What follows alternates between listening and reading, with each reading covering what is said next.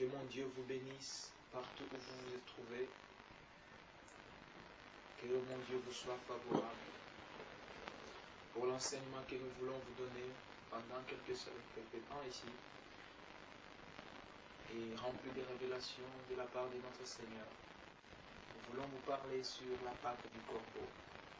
Bien que ce thème peut être un peu compliqué à diffuser, à comprendre, mais avec l'aide du Saint-Esprit, avec la révélation de Dieu, nous allons comprendre le message que Dieu veut aujourd'hui nous donner avec ce thème de la Pâque du Corbeau. Lorsque nous parlons de la Pâque, nous voyons la délivrance. Et à chaque fois qu'on parle de la Pâque, on voit les enfants d'Israël dans le pays d'Égypte. Moïse a rencontré Dieu et Moïse a fait tout ce que Dieu lui avait demandé. Le plaie en Égypte. Mais à chaque fois que Moïse frappait l'Égypte, le pharaon et ses magiciens répliquaient aussi. C'est-à-dire, il y avait des échanges de coups. Dieu frappe. Le pharaon réplique avec ses magiciens. Et ça a pris un peu de temps.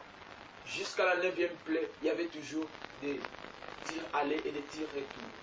Et Dieu a pris la décision, en tant que Dieu, de finir une seule fois pour toutes. Et comment Dieu peut-il finir la guerre? C'est en faisant couler le sang de l'agneau. À chaque fois que le sang coule, la guerre se termine. À chaque fois que Dieu utilise le sang, la guerre se termine. Et cet agneau, c'était l'agneau pour toutes les familles, afin que la guerre s'arrête dans toutes les familles d'Israël. Voilà mon frère, toi qui souffres, toi qui es malade, toi qui nous suis à ce moment, la prière que tu peux demander à Dieu, ta plus grande prière, c'est d'invoquer le sang de Jésus pour faire terminer la guerre. La guerre se termine lorsque le sang est appliqué. À chaque fois que les enfants d'Israël manquaient le sang, n'appliquaient pas le sang et la guerre continuait. Et il faut savoir que la révélation du sang a été cachée depuis l'Ancien Testament. Dieu n'a pas permis aux enfants des hommes de manger la chair et de boire le sang. Cependant, la Bible dit que l'âme de toute chair, la force de la chair, la puissance de la chair est cachée dans son sang. Mais les enfants d'Israël jetaient le sang à terre et l'enterraient. Et Dieu a caché cette révélation depuis l'Ancien Testament. Mais cependant, c'est la plus grande révélation de tous les temps. Le sang de l'agneau qui ne sera plus enterré, mais qui sera pris. Lorsque Dieu a dit à Moïse, vous allez prendre un agneau pour chaque famille. La Pâque commence par l'agneau. Il n'y a pas de Pâque sans agneau. Et il n'y a pas de Pâque sans le sang. Lorsqu'il n'y a pas de sang, il n'y a pas de Pâque. La Pâque est une délivrance qui vient par le sang qui a été versé. Voilà, les enfants d'Israël ont appliqué le sang sur le laiton de leur maison, de leur porte. Et lorsque l'ange de l'Éternel passa, il frappa partout où il n'a pas trouvé le sang. C'était déjà l'image du jugement. Celui qui n'a pas le sang. Jésus ne vient pas voir si tu priais dans quelle église. Il ne viendra pas voir l'église. Il viendra voir la marque du sang sur ta maison, sur ta vie, la marque du sang. Que tu sois n'importe où, si tu as le sang de l'agneau, tu es sauvé. Et les enfants d'Israël ont été délivrés. La Pâque, c'est pour des gens mûrs. Les enfants à cette époque ne comprenaient pas ce que Dieu était en train de faire. Mais Dieu avait opéré un très grand miracle auprès des enfants d'Israël. Dieu est descendu en Israël et pour marcher avec un peuple. Dieu vivait de loin, mais il a accepté d'avoir une maison parmi les enfants d'Israël. Et voilà, les enfants d'Israël sont partis. Dieu a dit, vous aurez votre bâton à main, votre ceinture à la hanche, et puis vous aurez sur vos souliers vos chaussures. Et toutes ces trois choses ont leur révélation dans la parole. Le bâton, c'est le soutien. C'est un support. C'est un secours lorsqu'on est fatigué. Et puis la ceinture, c'est la vérité. Et puis le soulier, c'est le zèle que nous donne l'évangile. À chaque fois que la délivrance commence, Dieu commence à devenir l'appui de l'homme. Et puis Dieu commence à donner la vérité dans l'homme. Et puis Dieu donne aussi le zèle pour l'évangile. Voilà, les enfants d'Israël sont sortis, sains et saufs, à cause du sang. Il y a une très grande révélation dans le sang. Le sang a été ignoré depuis l'Ancien Testament. On a enterré le sang. Mais Jésus a dit, celui qui ne prendra pas ma chair et ne mangera pas mon sang, ne sera pas mon fils. Tu ne peux pas être chrétien en dehors du sang et en dehors de la chair de Christ. Et voilà, mes frères, quelle que soit la douleur ou le problème qui te pourchasse, applique un peu le sang de Jésus et la guerre va s'arrêter. La guerre s'arrête par le sang. La guerre s'arrête par le sang. Le combat en Israël s'est arrêté à cause du sang. Quel que soit le miracle que Dieu a opéré avant, ça n'avait aucun impact. Mais lorsque Dieu a dit qu'on applique le sang et que chaque famille ait un agneau, la guerre était terminée. À chaque fois que l'homme croit en Jésus et qu'il applique le sang dans sa vie, ce sang coulera sur toute sa famille. Car Jésus a dit, crois au Seigneur Jésus, tu seras sauvé, toi et ta famille. La guérison de ta famille, la délivrance de ta famille commence par ta conversion. Tu ne peux pas demander à Dieu de bénir ta famille si toi tu n'appartiens pas à Christ. Voilà ce que nous voulons parler de la Pâque. La Pâque est une délivrance. La Pâque est une délivrance pour un peuple et une délivrance qui ne vient que par le sang. Car la Bible dit, l'âme de la chair se trouve cachée dans le sang. Nous le lisons dans le livre d'Exode 12, 1 à 13. Comment le sang de Jésus a pu délivrer tout un peuple de la servitude. Et c'est de la même manière dans le Nouveau Testament que nous qui étions esclaves de nos coutumes, de notre culture, de nos manières, voilà comment nous sommes devenus aujourd'hui libres à cause de ce sang qui coule chaque matin, chaque soir, chaque instant, le sang, chaque instant, le sang le matin, le sang à midi, le sang le soir, le sang la nuit, vers l'aurore, le sang de Jésus. Et la guerre s'est terminée. Tant que le sang n'est pas appliqué, il n'y a pas de fin de guerre. La guerre se termine lorsque le sang coule. La Bible dit qu'ils l'ont vaincu à cause du sang et des paroles de leur témoignage. Nous n'avons pas vaincu le diable à cause de nos jeûnes et prières. Nous avons vaincu le diable parce qu'il y avait quelqu'un qui a fait couler son sang. C'est pourquoi nous sommes vainqueurs. Nous ne sommes pas vainqueurs parce que nous allons à l'église. Nous ne sommes pas vainqueurs parce que nous prions. Nous sommes vainqueurs à cause du sang. Tu n'es pas sauvé à cause de tes prières. Tu n'es pas protégé non plus à cause de tes prières. Il y a un Dieu qui te protège. Parce qu'il y a des moments que nous prions, mais le soir nous sommes agressés. Dieu nous protège parce qu'il est notre Père. Il ne nous protège pas parce que nous gênons et nous prions. Dieu est notre Papa. Il nous protège, même si nous ne prions pas. Mais la vie des prières, c'est le rail par lequel la locomotive de la puissance de Dieu passe. Si tu n'es pas un homme de prière, oublie alors la puissance. Pour ce qui concerne le corbeau a une longue histoire dans la Bible. Lorsque Dieu a pris la décision de détruire la terre, dans le livre de Genèse, car le cœur de l'homme s'est dirigé chaque jour uniquement vers le mal, et Dieu s'est repenti dans son cœur d'avoir créé l'homme. Et Dieu a pris la décision de le détruire. Il s'est adressé à Noé. Il lui a prescrit tout ce qu'il devait faire. Et Noé, après 40 ans, il a fait son arche. Et la pluie a commencé. L'histoire du corbeau ne commence pas au début de la pluie. L'histoire du corbeau commence après la pluie. Lorsque la pluie s'est arrêtée, l'eau était partout, plein. Et Noé devait avoir quand même une information au sujet du monde qui a été immergé, submergé dans l'eau. Alors le corbeau a été lâché. Bien aimé, le corbeau n'était pas encore un oiseau impur. Parce qu'un homme de Dieu ne peut pas tenir entre ses mains quelque chose d'impur. Le corbeau était encore pur à cette époque. Il était entre les mains de Noé et c'était le premier oiseau à être utilisé par Dieu. On a lâché le corbeau. Et le corbeau est parti.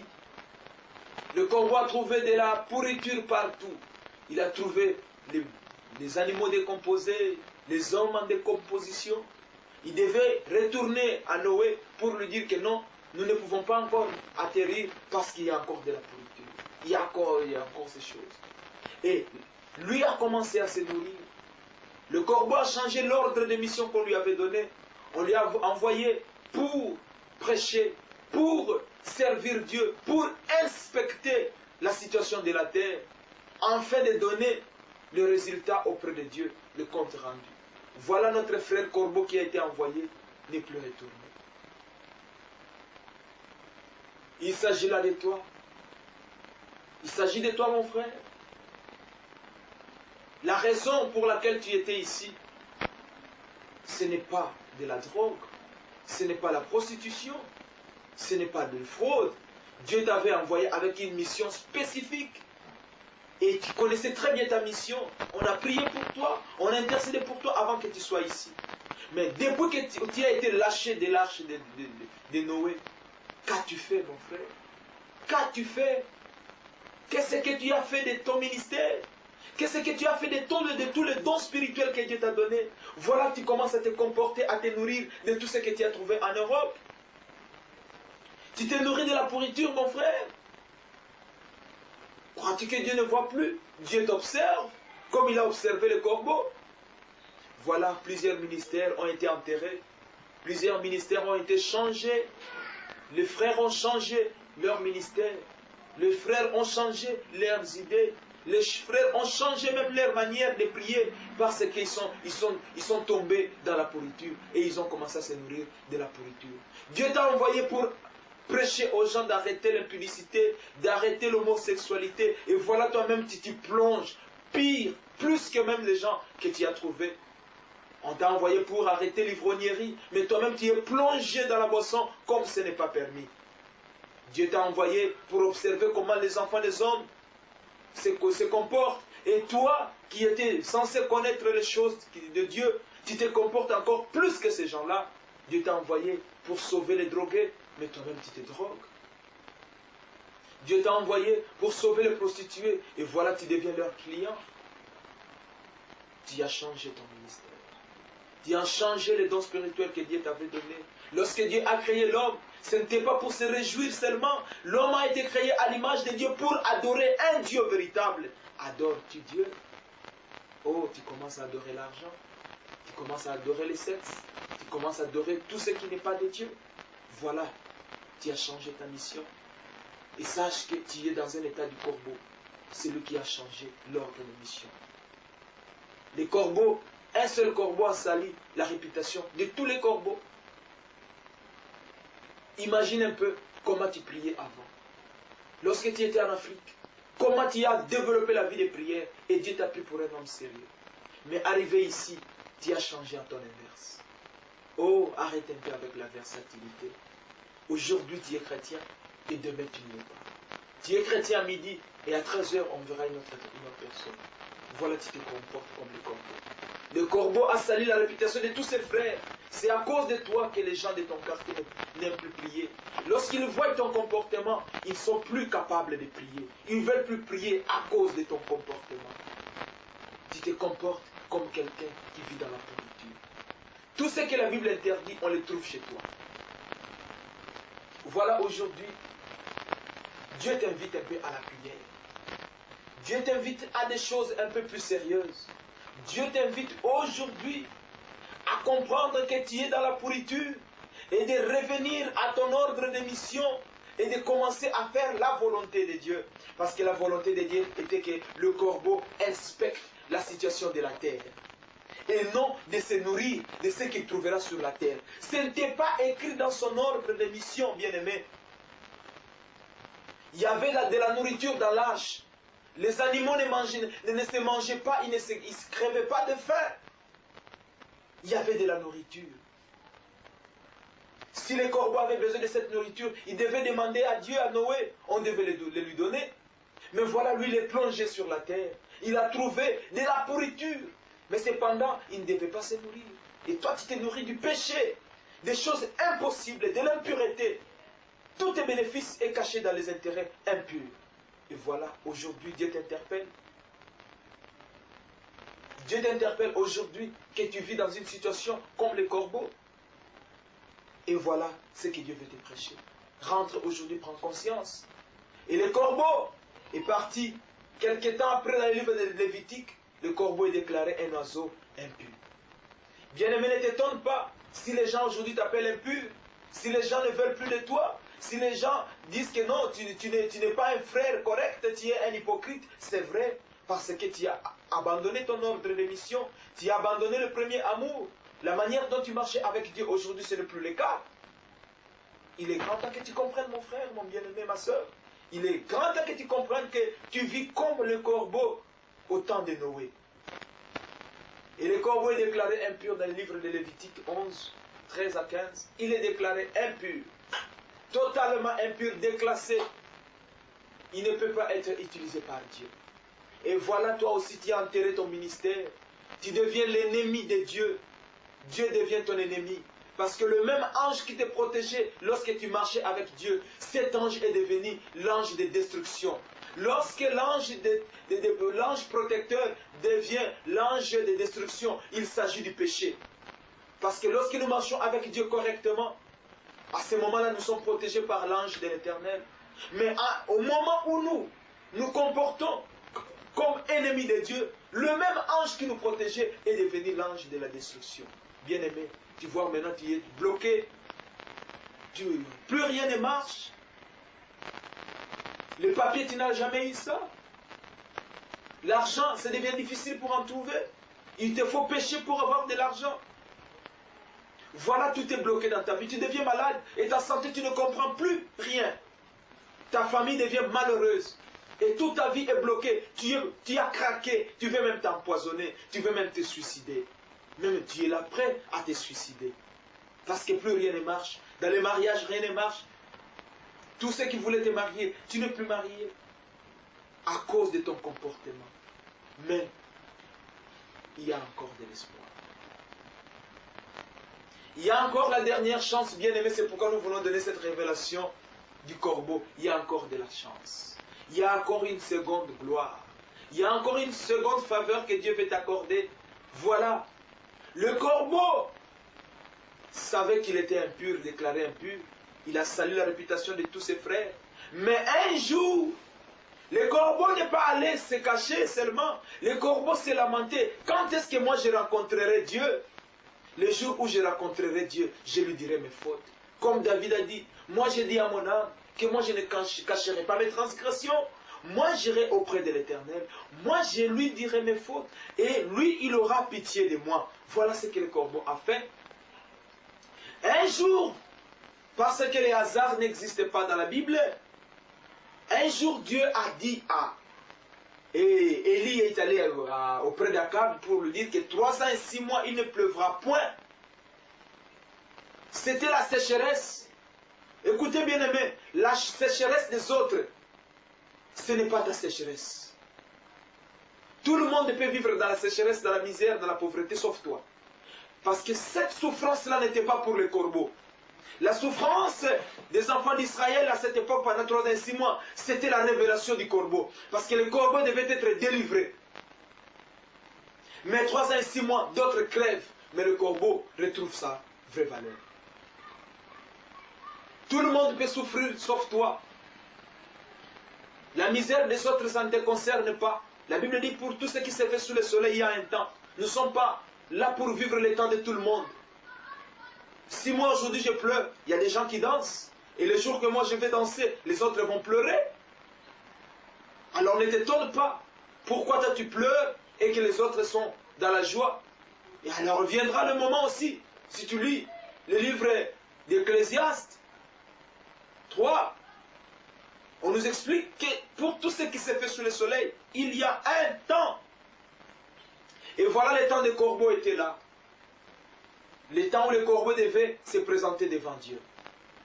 Le corbeau fut le premier animal, le premier oiseau à être utilisé par Dieu.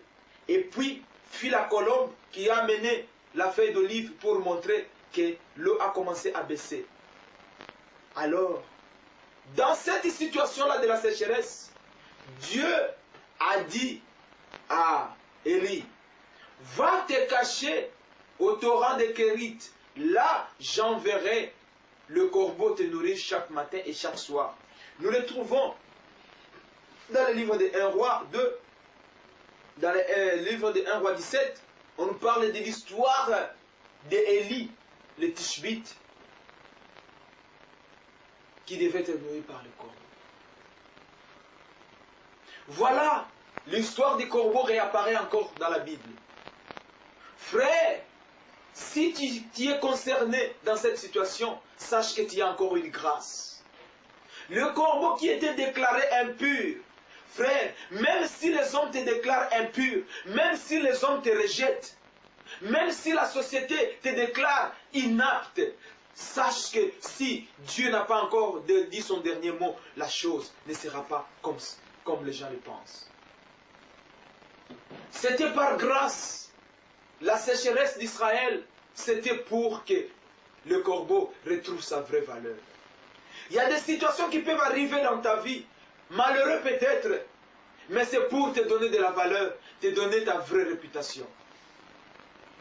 Voilà, le corbeau est allé vers Dieu. Mais pourquoi Dieu a choisi seulement le corbeau? Le corbeau qui est un oiseau impur. Il y avait l'aigle, il y avait la colombe, il y avait des vautours qui n'ont jamais péché, qui ont été purs depuis longtemps. Il y avait des perroquets qui ont un peu d'intelligence avancée. Il y avait des tourterelles. Mais pourquoi Dieu a choisi seulement le corbeau? Il s'agit de toi. Quel que soit le degré de tes péchés, quel que soit le degré de ton impureté, Dieu s'en fout. Parce qu'il sait que lorsque tu te présenteras devant lui, tu seras purifié. Les hommes aujourd'hui te regardent comme impur. Mais cependant, toi tu as été dans la présence de Dieu. Or la Bible dit, nul ne peut se présenter devant Dieu et retourner comme il était. Dieu rencontre les corbeaux. Il s'agit de toi.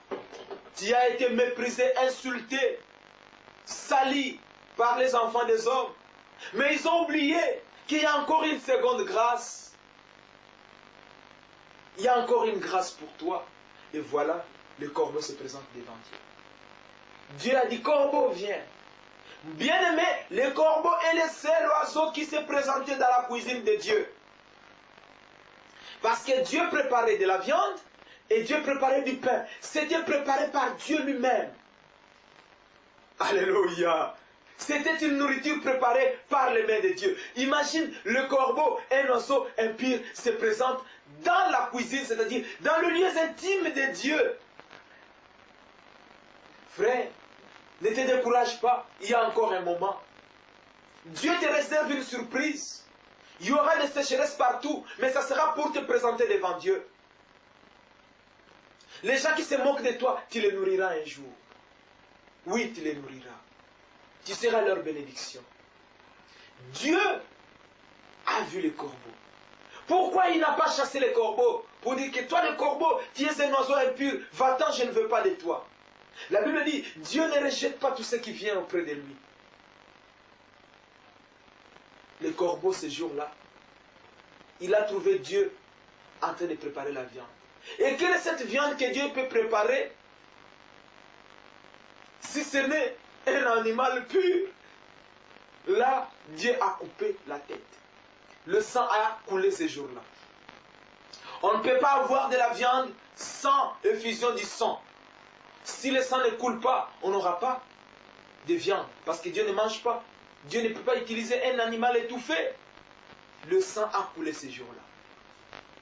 C'était devant le corbeau. Or, lorsque le sang coule, il y a la purification. La Bible dit qu'il n'y a pas de pardon de péché sans infusion du sang. Et lorsque le sang coule, il y a le pardon des péchés. Et il s'agit de toi. Ce jour-là, le corbeau a eu la grâce de se présenter devant Dieu, qui immolait l'agneau. Et le sang a coulé. Et il a préparé le pain. Et il a préparé la viande. Bien-aimé, Dieu a donné la responsabilité. Encore une très grande responsabilité pour la deuxième fois auprès du corbeau. Mais cependant, le corbeau avait péché contre Dieu. Il s'agit de toi. Crois-tu que toutes les grâces que Dieu t'avait données, c'est fini? Ce n'est pas fini. La Bible dit, un flot appelle un autre flot. Une bénédiction appelle une autre bénédiction. Si Dieu t'avait béni, il te bénira encore. Mais seulement si tu te présentes devant lui. Les corbeaux se présentaient devant Dieu. Dieu a pris de la viande et du pain, il a donné aux corbeaux. Quel risque! Dieu qui savait que le corbeau était un animal qui aime beaucoup manger, il prend encore le risque de lui donner encore de la nourriture. Bien-aimé, à cause du corbeau, Dieu a risqué, car il savait que le corbeau, cette fois-ci, s'est repenti. Alors toi, tu crains, tu crois que Dieu ne va plus te donner des responsabilités? Tu crois que Dieu ne te donnera plus rien? Dieu veut encore te donner des responsabilités, parce qu'il sait que cette fois-ci, tu ne tomberas pas. Il sait que cette fois-ci, tu n'échoueras jamais. Si tu as échoué dans l'autre mariage, cette fois-ci, tu n'échoueras pas. Si tu as échoué dans le business passé, maintenant tu te répands, tu n'échoueras plus. Amen. Amen. Tu n'échoueras plus. Si dans tes études tu as échoué la fois passée, cette fois-ci tu n'échoueras pas parce que tu vas te repentir, tu vas te présenter devant Dieu. Voilà, c'est la présence de Dieu qui arrange les choses. Et le corbeau venait le matin, le soir, donner la nourriture à Élie. Et Élie n'a pas dit que non, comment toi un oiseau impur peux-tu me donner de la nourriture? Il a compris que lorsque Dieu bénit, nul ne peut l'arrêter. Lorsque Dieu déclare pur, nul ne peut déclarer impur. Bien-aimé, si la Bible, on pouvait la modifier, je vous assure, le premier oiseau à bénéficier de cette modification, ça serait le corbeau. Dans la liste des oiseaux impurs, on devait les railler. Parce que rien d'impur ne peut se présenter devant Dieu. Mais ce jour-là, le corbeau s'est présenté devant Dieu. Est-ce que Dieu est-il bête ou Dieu commence à se contredire? Dieu ne se contredit pas. Mais parce que la parole de Dieu, on ne peut pas ajouter. Mais le corbeau, il n'est plus impur. Dieu l'a purifié parce que le sang a coulé. Mais ce qui nous intéresse aujourd'hui, ce n'est pas seulement le corbeau, mais c'est la nourriture qu'il a menée à Élie. Parce que Élie buvait l'eau du torrent, et puis il se nourrissait de la viande et du pain. C'est la nourriture qui est importante, c'est la nourriture que nous voulons parler maintenant. Les trois nourritures qu'Élie se nourrissait. Il buvait l'eau du torrent, il mangeait la viande et il mangeait le pain. Ce sont les trois grandes révélations que le corbeau a amenées à Élie. Pourquoi le corbeau a-t-il donné toutes ces révélations? Si nous allons dans le livre de Jean 1, le verset 1, la Bible dit, au commencement était la parole. La parole était avec Dieu. Et la parole était Dieu. Trois dimensions de la parole révélées. Et ce sont les trois dimensions de la parole dont Élie s'est nourri depuis tout le temps qu'il a passé dans le torrent de Kérit. La viande, c'est le corps de Christ. Le pain, c'est le corps de Christ. L'eau, c'est encore Christ et la parole. Le pain, c'est la parole. Le corps, c'est la parole. L'eau, c'est la parole. Ce sont les trois dimensions de la parole dont Élie s'est nourri. Pourquoi Dieu a voulu donner toutes ces révélations à Élie? Parce que c'est Élie qui est Jean-Baptiste, c'est lui qui devait baptiser le Christ. Or, pour baptiser Jésus, il faut connaître sa vraie réalité, sa vraie révélation. C'est-à-dire, Dieu a donné à Élie toute la révélation de Christ. Alors, Élie était vraiment dans la révélation, il connaissait très bien, parce que ne peut baptiser Dieu que celui qui connaît toute la révélation de Dieu. Au commencement était la parole. Cette parole, c'est Jésus. La parole était avec Dieu. Cette parole qui était avec Dieu, c'est Jésus. La parole était Dieu. Et ce Dieu-là, c'est encore Jésus. Et Jésus-Christ a commencé à se révéler depuis l'Ancien Testament.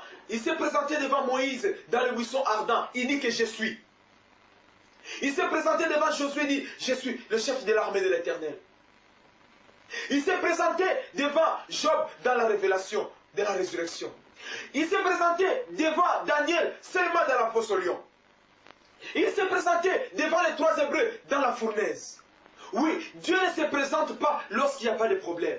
À chaque fois que tu veux voir la révélation de Dieu, il faut qu'il y ait un problème. Parce que Élie s'est caché, il y avait la sécheresse. Jésus devait se révéler totalement. Voilà, Jésus s'est révélé.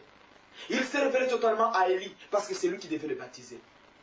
Si tu n'as pas encore de souffrance, si tu ne souffres pas, tu ne comprendras pas ce que c'est Jésus. Jésus n'apparaît pas lorsque tout va bien. Jésus apparaît lorsque les choses ne marchent pas. Lorsqu'il y a des difficultés, parce que les Hébreux, lorsqu'ils étaient à Babylone, Christ ne s'est pas révélé. Mais lorsqu'ils sont entrés dans la fournaise, c'est à ce moment-là qu'ils ont vu la révélation du Fils de Dieu. Daniel, lorsqu'il n'était pas encore dans la fosse au lion, Jésus ne s'est pas révélé. Mais lorsqu'il est entré dans la fosse au lion, il voit l'ange de l'Éternel apparaître. Bien-aimé, c'est lorsque tu souffres, lorsque ta souffrance atteint son point culminant, c'est à ce moment-là que Jésus-Christ se révèle puissamment. Et voilà les enfants d'Israël. Dans le désert, ils marchaient avec Dieu. Ils voyaient Dieu dans la colonne. C'est lui là, Jésus.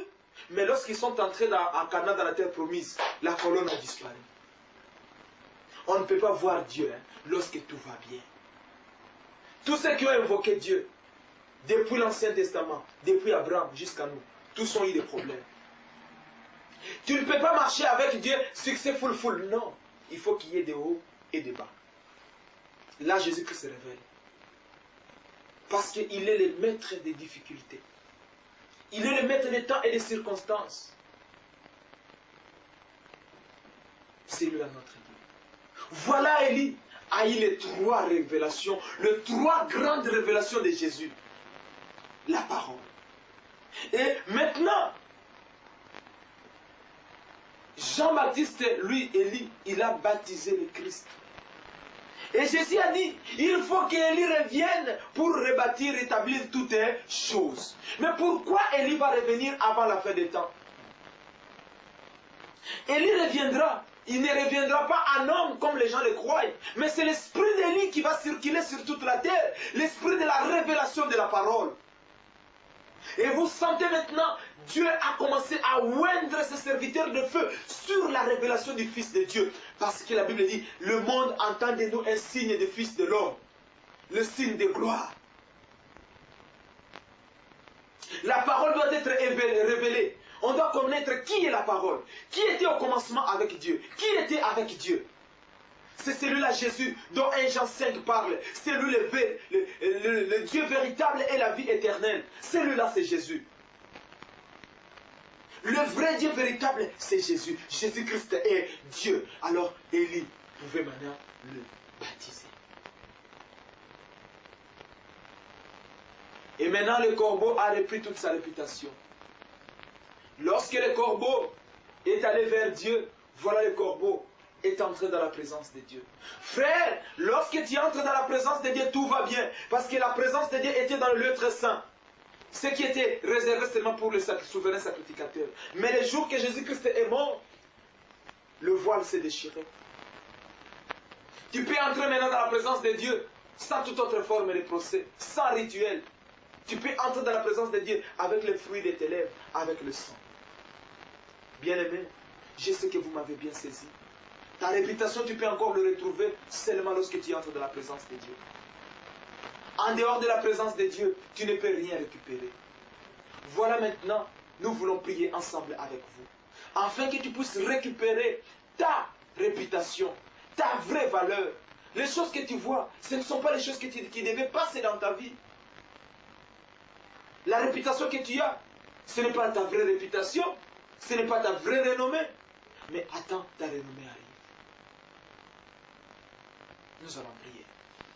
Éternel notre Dieu, nous te disons un grand merci parce que nous nous sommes rendus compte que nous étions des corbeaux. Nous avons abandonné l'ordre de mission et nous avons fait n'importe quoi sur terre. Mais maintenant nous voulons revenir à toi. Toi qui nous permets d'entrer dans ta présence. Lorsque les hommes nous font des barrières, toi tu nous laisses entrer dans ta présence. Maintenant que laisse que le Saint-Esprit, qui est dans la présence de Dieu, laisse que notre esprit se présente devant toi en ces jours, afin que toute espèce de maladie nous libère, afin que toute espèce de malédiction et de mauvaise réputation nous libère. Afin que tout ce qui est de mauvais sorts libère. Et que tous les mauvaises onctions nous libèrent. Et que celle ta présence demeure sur nous. Père, que tout esprit de blocage et de freinage libère mes frères et sœurs.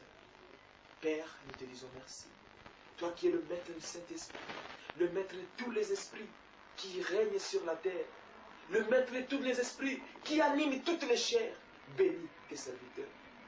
Qu'ils reviennent dans ta présence, qu'ils sachent qu'ils ont abandonné leur ministère. Père, je te dis merci. Merci pour la guérison de mes frères et sœurs. Merci pour la guérison de tous les sidatiques qui m'écoutent. Parce que ton sang est plus, crie mieux, parle mieux que le sang d'Abel. Si le sang parle, il peut aussi parler de notre sang. Il peut aller intercéder au sujet de notre sang. Père, que les sidatiques soient guéris. Qu'ils retrouvent la paix. Que les cardiopathes, les hypertendus, les paralysés retrouvent de la vie. À cause du nom de Jésus. Que les délaissés trouvent de la joie à cause de ta présence. Nous te disons merci.